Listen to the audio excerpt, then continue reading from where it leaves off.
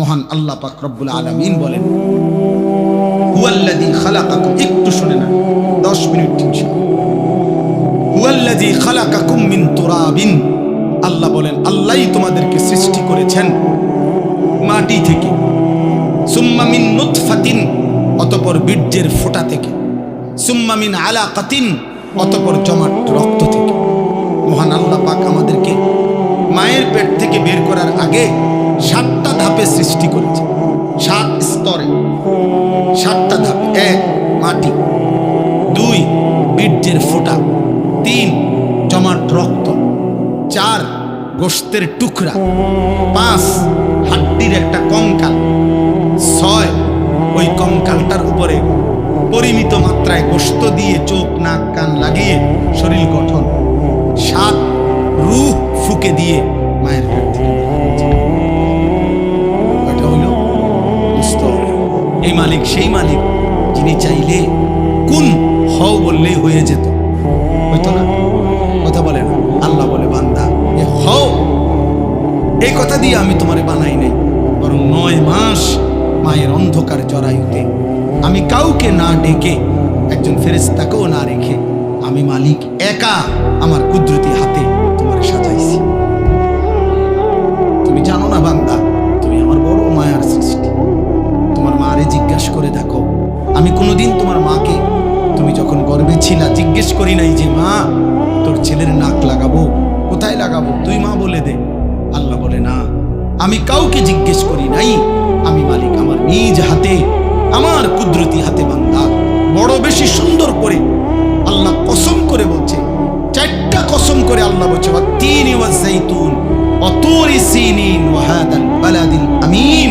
আল্লাহ বলছে কসম বান্দা, কসম কসম কসম, আমি তোরে মানুষকে বড় সবচেয়ে সুন্দর করে আমি আল্লাহ সৃষ্টি করেছি। আমি তোকে বড় বেশি যত্ন করে বানিয়েছি। আমার মতো এমন মালিক কেমনে ভুলে গেল? এমন মালিক কেমনে ভুলে গেল? এমন মালিক কেমনে ভুলে গেল?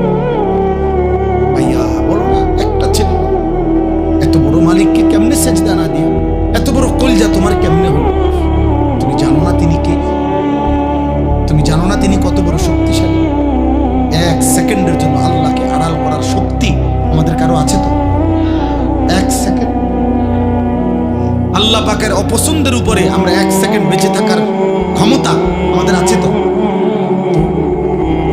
তাহলে আল্লাহ তাআলা বলেন, এই এক কথা মনে করাইছেন যে বান্দা, ধীরে ধীরে ধাপে ধাপে আমি তোমাকে সৃষ্টি করেছি, তুমি আমারে বলো, তুমি আমার বড় বেশি যত্ন সৃষ্টি, তোমারে আমি অনেক আদর করে বানিয়েছি, অনেক বেশি আদর করে বানিয়েছি। ফি আইয়ি সূরাতিন মা শাআ রাক্কাবা, আমি নিজ হাতে তোমার চেহারার আকৃতি দিয়েছি। এই লোকটা কালো কেন? আল্লাহ বলেন আমি চেয়েছি। এ সাদা কেন? আমি চেয়েছি, আমি চেয়েছি। এরে বাংলাদেশে সৃষ্টি দিলাম কেন? ও আরব দেশে কেন? আমার ইচ্ছা হয়েছে। কার ইচ্ছা? আল্লাহ বলেন আমার ইচ্ছায় তোমার আমি সাজিয়েছি। চেহারা দেখলে বোঝা যায় চেহারাটা কালো হয়ে আছে। আহা, গুনাহ তোমাদের চেহারা কালো, চেহারায় কোনো রসকস দয়া মায়া নাই। চুল চেহারার মধ্যে মুসলমানের কোনো চিহ্ন নেই। সারাদিনের চলাফেরার মধ্যে ঈমান আমলের কোনো নমুনা নেই। একটা বারও পেশাব করে টয়লেট পেপারও ব্যবহার করো না, পানিও ব্যবহার করো। আহা, এটা কোনো আখলাক? তুমি কোনোদিন কুত্তা দেখো নাই? তুমি রাস্তার কুত্তা দেখো না? কুত্তাও তো পেশাব করে পানি নেয়, কুত্তাও তো টয়লেট পেপার ব্যবহার করে না। তুমি দেখো না বা মাঝে মাঝে সবচেয়ে উত্তম হয় ওই কুকুরের সাথে একটা সেলফি উঠাইয়া দুজন একসাথে দিলে, হ্যাঁ ভালো হবে, সুন্দর দেখাবে, মানাবে, যে দেখে আমরা দুইজন একই আচরণ, ও পেশাব করে পানি নেয় না, আমিও নেই। লজ্জা থাকলে মুসলমান হও, লজ্জা থাকলে মুমিন হও, লজ্জা থাকলে মুহাম্মদ আরবি সাল্লাল্লাহু আলাইহি সাল্লামের সুন্নাত অনুসরণ, ইসলাম মানো, দ্বীন মানো। আমি আবারও বলছি ছেলেরা, বাবারা, আপনাদেরকেও বলি, যাদের স্ত্রী সন্তান ছেলে মেয়ে হারাম গুনার মধ্যে লিপ্ত, নামাজ নাই, সাজদা নাই, যার ঘরে বাপ মা জীবিত, অথচ 16 বছরের ছেলে, 18 বছরের ছেলে, স্ত্রী কন্যা এক ওয়াক্ত নামাজ পড়ে না, 365 দিন কোনোদিন ফজরের নামাজ পড়ে না। ওই বাবা ব্যর্থ, ওই মা ব্যর্থ, ব্যর্থ, ব্যর্থ, ব্যর্থ। ওই জীবন ফালতু জীবন, ওই বাপের জীবনও খাসারা।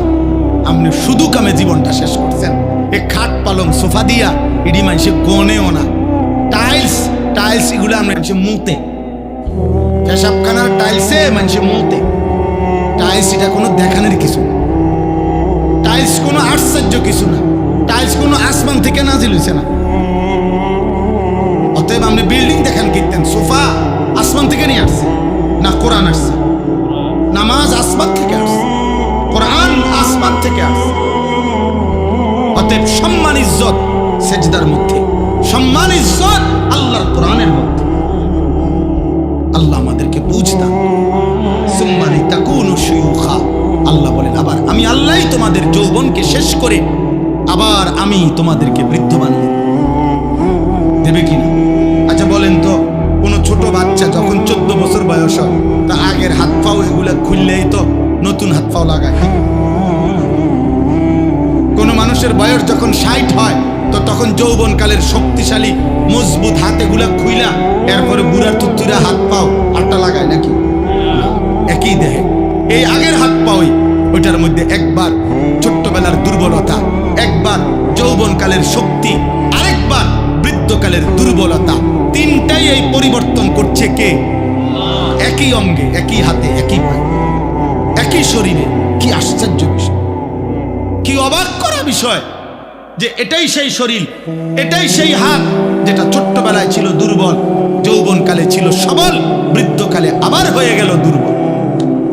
আল্লাহ বলেন অমিনকুম মান ইউতাওয়াফা মিন ক্বাবলু, আর আমি আল্লাহ, মনে রাখবা এই তিনটা তো আমিই বানাই। শিশুকাল কে দেয়? যৌবনকাল কে দেয়?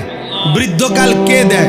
আল্লাহ বলেন এটা যেমন দেই, আবার এটাও মনে রাখবা সকলকে আমি এই 3 কাল পুরা দেই না, বরং অনেককেই আমি আল্লাহ যৌবনে পৌঁছবার আগে আগেই, বৃদ্ধে পৌঁছবার আগে আগেই আমি আল্লাহ মৃত্যু দিয়ে ফেলি। দেয় কিনা? যেই বাচ্চা জন্ম নেয় হয়তো 60 বছর পর্যন্ত হায়াত পায়, জন্মিলেই কি বুড়া হয়? জন্মিলেই কি যুবক হয়? 3 বছরের বাচ্চা কবরে নাই, 30 বছরের যুবক কবরে নাই, 6 বছরের বাচ্চা কবরে নাই। আল্লাহ বলেন আমি কিন্তু সকলকে বৃদ্ধ পর্যন্ত পৌঁছাই না, তার আগেই মৃত্যু দিয়েছি।